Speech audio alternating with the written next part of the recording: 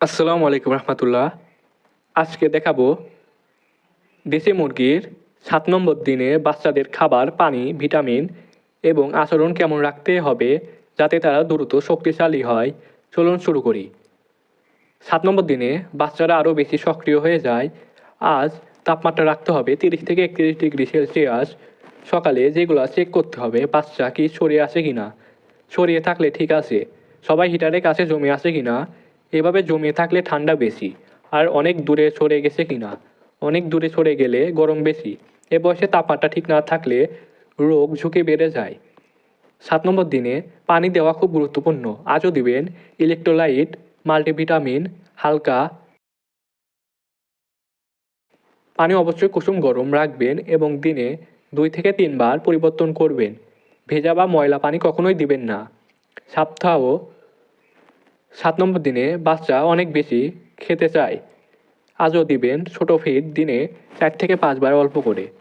লক্ষ্য রাখবেন কেউ খাবার এড়াচ্ছে কিনা, কেউ দেরি করে খাচ্ছে কিনা। যদি কারোর খাবার আগ্রহ কমে যায়, তাপমাত্রা বা পানির ভিটামিন চেক করুন।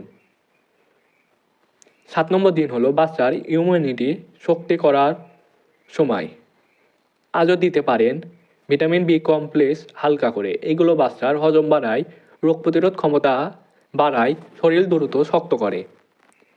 আজও কোনো অ্যান্টিবায়োটিক দিবেন না, কোনো কেমিক্যাল বা শক্ত ওষুধও দিবেন না।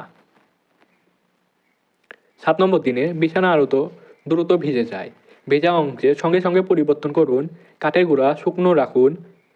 ভেজা বিছানা সমান ঠান্ডা রোগ, লম্বা সময়ে দুর্বল হওয়া, তাই এটা এড়িয়ে চলুন। আজ লক্ষ্য রাখবেন বাচ্চা কি স্বাভাবিকভাবে খাচ্ছে কিনা, কারো চোখ ঝাপসা বা আন্ধা বন্ধ হয়ে আসে কিনা, কেউ খুব চুপচাপ বা এক কোণে বসে আছে কিনা, কেউ হাসি বা কাশি করছে কিনা। 7 নম্বর দিন থেকে বাচ্চা দ্রুত পরিবর্তন হয়, ছোট লক্ষ্য গুরুত্বপূর্ণ। তো এটাই ছিল দেশি মুরগির বাচ্চার 7 নম্বর দিনের সম্পূর্ণ বোর্ডিং কেয়ার। ভিডিওটা ভালো লাগলে লাইক, কমেন্ট আর সাবস্ক্রাইব করতে ভুলবেন না। আল্লাহ হাফেজ।